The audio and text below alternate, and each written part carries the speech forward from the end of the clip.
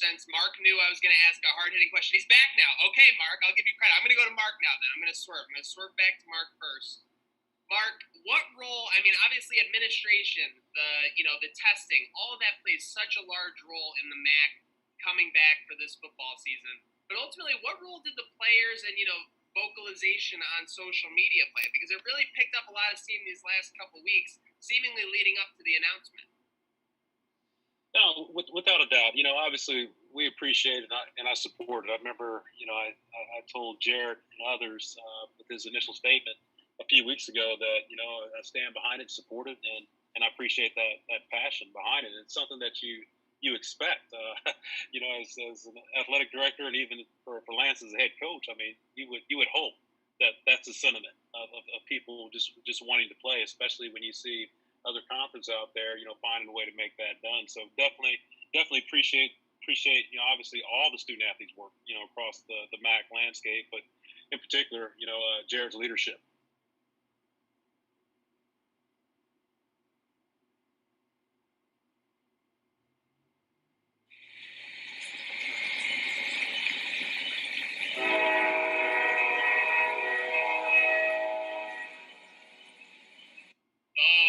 Welcome back. It is a crazy time in the sports world. You got Stanley Cup, you got NBA Finals, you got the Bills are 3-0. Jack Eichel's not getting traded. It is Trainwreck tonight. Show sponsor, Pazda Electric. Considering a residential or commercial electrical project, then consider our friends at Pazda Electric. 716-698-2711. We are very honored to welcome on Kim Jones. Kim Jones Sports on Twitter. Kim, thank you for joining us tonight. Thanks for having me, guys. Hey, we are going to jump right into it. There's so much happening right now, Kim. So before we take a step back, what are your favorite sports storylines happening right now? Oh, just the NFL. Everything NFL related is great. I'm glad we're having a season. Obviously, hope all of that continues. And, the Bills are a great storyline. They're toward the top of the list. They look great.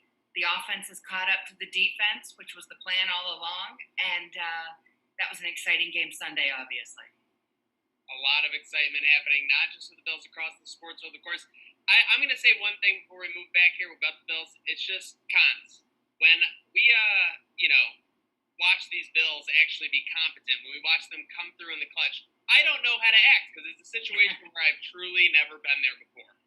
Yeah, it's kind of like an uncomfortable time. Like when you're trying to fit into a shoe, it's an uncomfortable time to be a Bills fan. It's just like no man's land for us. We don't know what to do, and we try not to get too excited. We try not to get too low. We try to stay in the middle of the road there and go on our way here. But I agree with you. It's just an uncomfortable time to be a Bills fan. But we're happy and we're excited here in the city of Buffalo. And one thing we're excited about, no doubt, is just simply having sports back. It seems like not too long ago, sports were completely out of our lives, put on the back burner as, things were getting contained and protocols were being put into place. Kim, just for someone who's basically made sports such a large part of their life, it's something you not only have a passion for, but that you made a career out of. How did you, manage just the day-to-day mindset without sports? Yeah, it was hard. It was a big adjustment, right? I think that, we will look back on this year as unique. I hope it's unique. I hope we don't have another one like it. But I think for the sports fan, it was a tough time. I think to some degree we learned to live without sports, but I think now most of us are thrilled that they're back. Most definitely. And hey, did you pick up any new hobbies or any new pastimes during the time without sports? No, I did not. No, I did not. I just tried to muddle through and made it till they came back. Okay, and are you a big Netflix or Hulu at all? I mean, obviously you're on the road typically a ton. I mean, I think you have a lot of time for that if you wanted to be. Yeah, Netflix. I watch Netflix, yeah.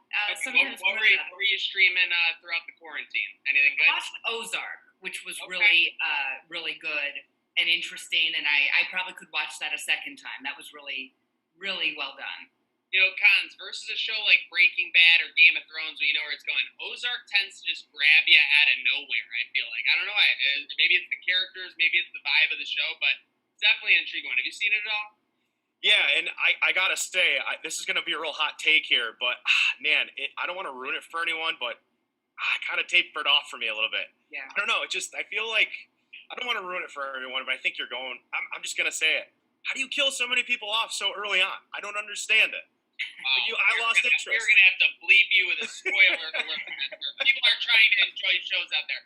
And last but not least on the quarantine, gotta ask him, any favorite snacks during the quarantine? Let's face it, we were all going hard at that pantry. Probably too many snacks, but not necessarily favorites. Hey, a good variety is a good thing. And speaking of a variety, I mean, look at Kim Jones' career. She does it all. We're going to go back real quick. The time at the Yes Network, I'm a lifelong Yankees fan. I did develop a admiration / summer fling with the Buffalo Blue Jays this year. But, I mean, Kim, you're associated with a lot of my memories about the Yankees. I mean, the time you were there was a great time to be a fan, obviously. How often do you think about your time at the Yes Network? I guess we'll kick this off. Oh, I still think about it. I mean, I'm really happy for Derek. You know, it's funny that his Marlins, give me one second. Oh, the hotline's ringing. That could be a big source.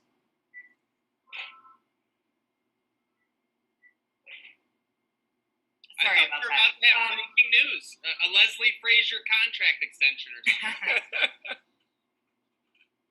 No, sorry about the phone ringing. Oh, good. That ring never stops, and this train never stops. You got to know about Trainwreck Sports. Yeah, I think about it a lot. You know, I thought about Derek this week clinching against the Yankees and how great that is for him. So, yeah, I think about the Yes Network and my days there. Sure, of course. Kim, you know, one of the things that kind of comes to mind, you know, as a diehard Yankee fan myself, when Jeter's approaching that 3,000 hit mark, you know, how nervous all of us, you know, were as fans, but being up close and reporting on it, I mean, you know, as a reporter, as a journalist, you know, we sit in the press box. We don't want to give that fist bump, but I mean, what was it like being a part of seeing it leading up to Jeter getting the 3,000 hit? And then did you give a fist bump after he finally accomplished that feat? That was the only time I ever saw Derek Jeter nervous.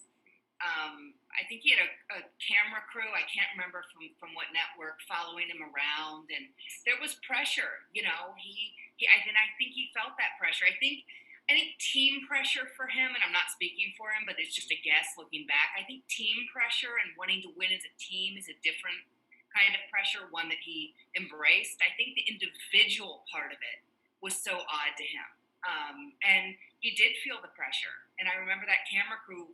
You know, you kind of thought he was going to pull through and get it, and then no, the crew's still here because he's still seeking that big hit. So it was kind of fun to see him. He was very human during those days and weeks leading up to that.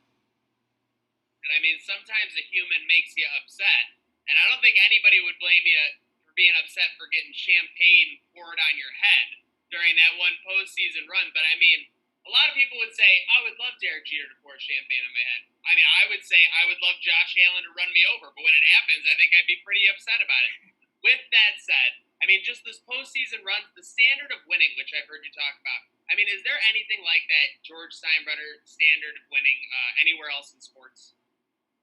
Well, I mean, I don't know that the Yankees still embrace that, though. I mean, it's from a distance now, but they seem different. You know, it's been a long time since George was with us. So, and as far as the champagne goes, that is the height of respect when you are included in a celebration like that, specifically by Derek Jeter, the captain. So, no, there were no issues with him and the champagne, which happened several times.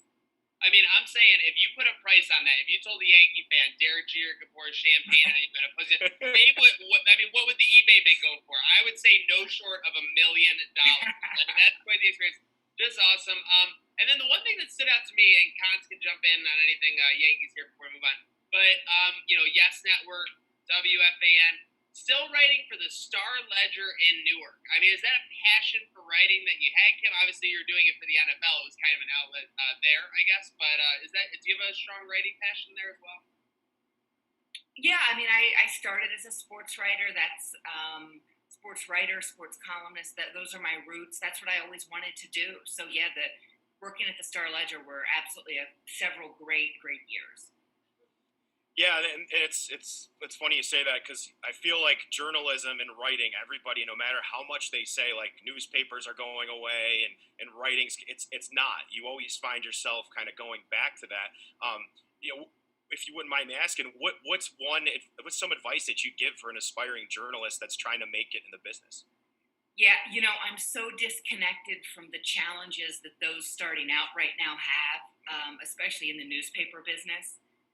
But I do encourage everyone in the sports storytelling business or sports newsmaking business to hone his or her writing skills, because I think when you come at things as a writer, you have a better chance of telling a story more effectively. And I will always believe that, and I will always be very grateful for my writing background, which still helps me on a day-to-day basis now.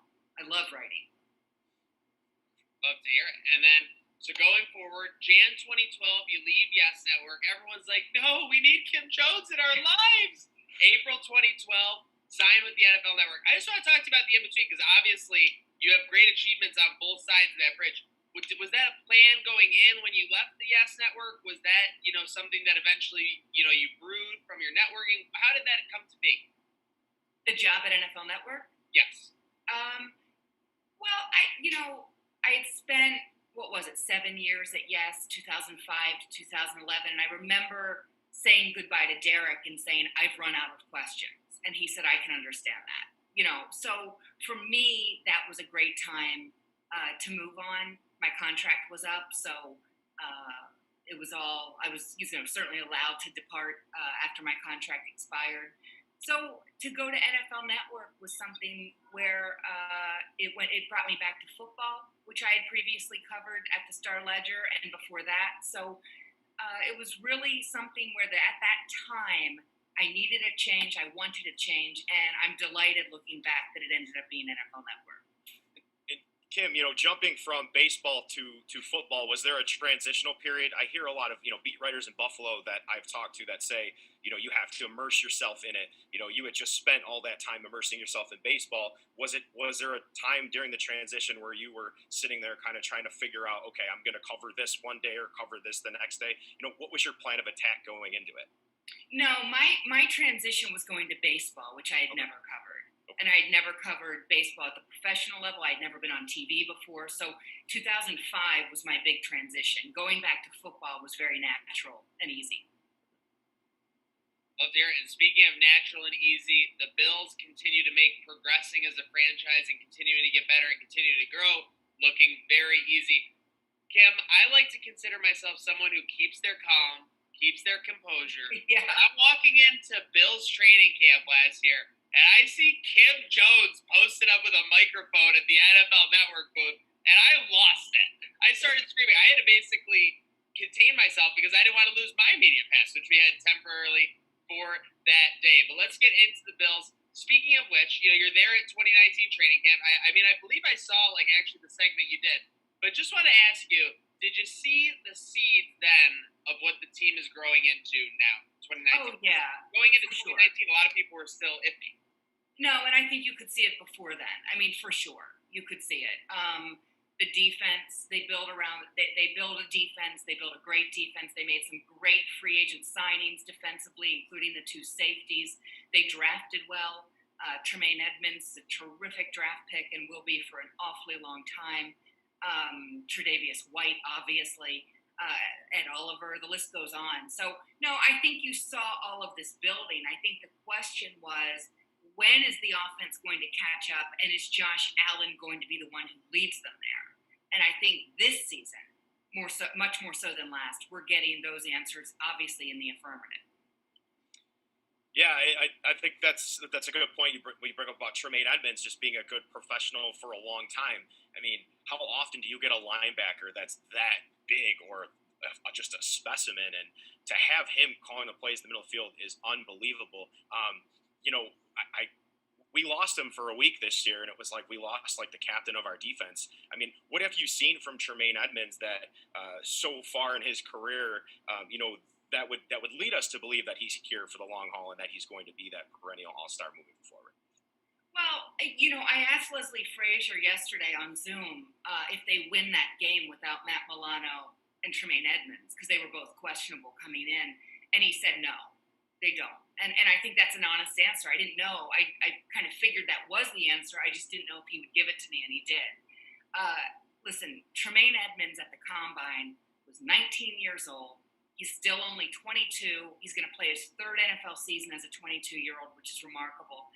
And I remember at the Combine, some of the folks in the NFL saying, well, what if he puts on 25 pounds and he's a defensive end? And I remember thinking, who cares? I mean, he can do everything, but he certainly has settled into that role, that linebacker leader role. He is the captain of the defense for all intents and purposes. And I think that he has great things in his future. And I think we'll talk about him more as the Bills become even more established. We should be talking about him in Milano more than we do, frankly. So, Tremaine Edmonds is someone who I've gravitated to. I was impressed watching him during the warm-up of the postseason game last year in Houston. He was the one leading that group. He had seen Kyle Williams lead. He obviously learned and saw Lorenzo Alexander lead. And Lorenzo was going to retire, and he did retire after that game. And now it's Tremaine as the leader of that defense. I think he's remarkable. I think his family's remarkable. And I know the Bills absolutely love him. And why wouldn't they? Speaking of leadership, speaking of youth, we have Josh Allen just amazing us. I mean, I don't know. You just go into the season. He's never thrown for 300 yards. Now he's, throwing over 300 every time, even a 400-yard game. Just real quick, because obviously this could be its own 15, 20-minute segment. As Josh Allen, him developing his throwing motion and mechanics or his off-the-field leadership and ability to lead, which impresses you more so far in what he's done? Well, I don't think, I think what he's done mechanically is more impressive in the sense that you can be a leader without being a great player. Now, you're going to have to massage that, and your leadership is going to have some layers to it. But Josh Allen already established himself as a leader before this season. This season, it appears he's establishing himself as an absolute elite quarterback in this league in terms of accuracy, in terms of determination, in terms of his will to win. So those are all very different things. Now, they can all work in concert, but I think before this year, Josh's teammates respected him. I have always said he's as accountable as any quarterback I've ever interviewed. He says, I have to improve. Some quarterbacks say we, and we's okay. Football's the ultimate team game. But Josh has taken I on his shoulders when it comes to knowing he has to be better.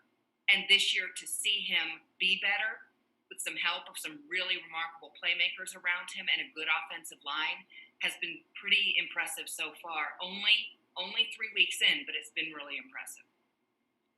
Yeah, and leading up to that draft, there was a lot of talk about Baker Mayfield, Darnold. There was even talk about Allen going to the Browns at some point. I mean, we talk about things happening for a reason. I think we were all surprised when Baker Mayfield went first overall.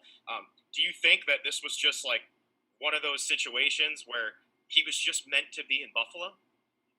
Yeah, I don't know. I mean, he certainly is a great fit, and it certainly seems to be working out, and I'm happy for him, happy for the franchise. But yeah, you look back, obviously Sam ends up with the Jets. Obviously Lamar's at the end of the round. Josh Rosen, has had the most difficult road, obviously, so far, to say the least. So, it's neat. We're not at a point yet to make sweeping conclusions about that draft class, but it doesn't prevent us from doing so, which is okay too. Folks, we have Kim Jones Sports. Make sure you go follow her. Make sure you DVR every time you see the NFL Network with her on there. This episode sponsored by Pazda Electric. Make sure you mention Trainwreck Sports and say this train never stops and get a free house surge protector with every service upgrade. 716-698-2711. Kim, the time's running out, but we got to get you for a quick lightning round sponsored by Pazda Electric. Just a couple questions. I mean, we all want to get to know you a little better. I want to get to know Kim Jones a little better. Are you ready for the lightning round? I think so. Not sure, but I think so. I like that. Okay, first off, this is a softball. Favorite movie? The Wizard of Oz. Okay. That's I like that.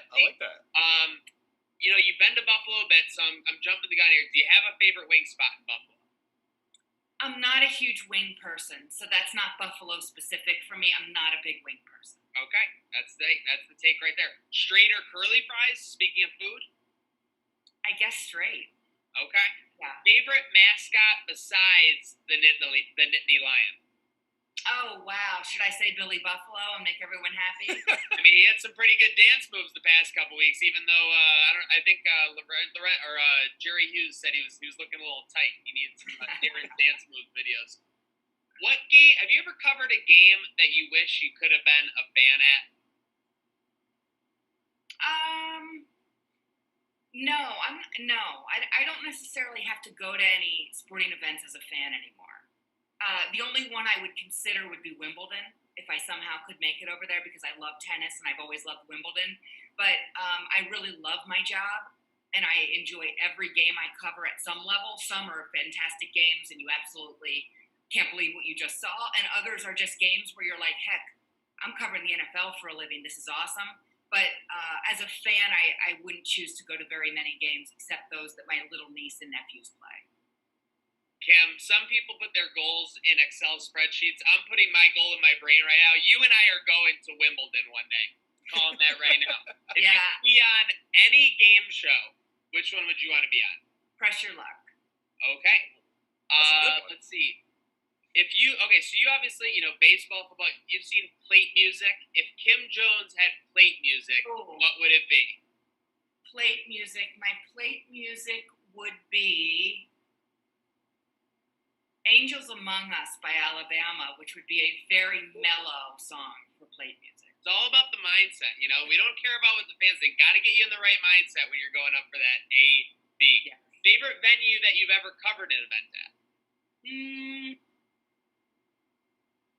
Wow, that's interesting.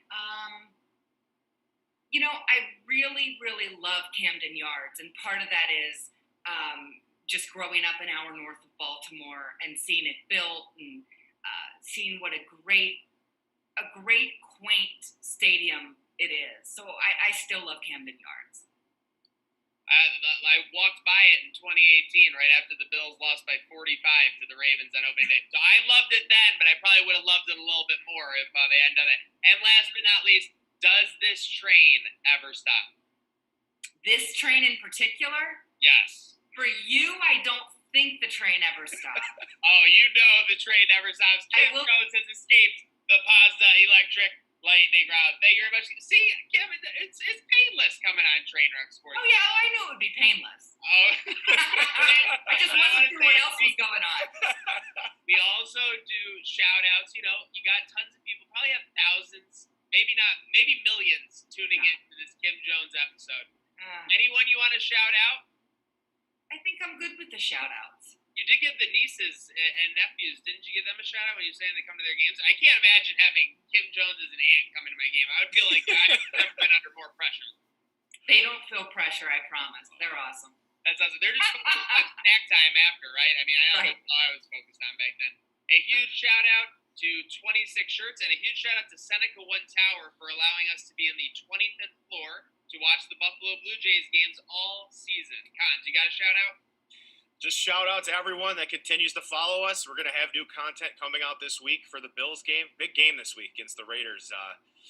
Look out for our predictions because then we got that Chiefs game right after. So it's amazing. It's going to be one of the biggest NFL games. Whether the Bills win or lose to the Raiders, that Chiefs-Bills game is going to be the biggest game of the year. I'm excited for it. I can't wait. 4:25 Eastern Standard Time can't come soon enough. Kim, I booked it originally. I was ready to get out to Vegas and make my impact on the game. But I think Tremaine Edmonds will have to be the one that makes the impact on this game. Again, a huge shout out to Kim Jones Sports at Kim Jones Sports. Make sure you're following her. If you have to unfollow me because you're one of those people who are following too many people, then unfollow me and go follow Kim Jones Sports. You'll be much better at the end of the day. A huge shout out to her. A huge shout out to my co-host Konze, because here at Trainwreck Sports, this train never stops. Good night.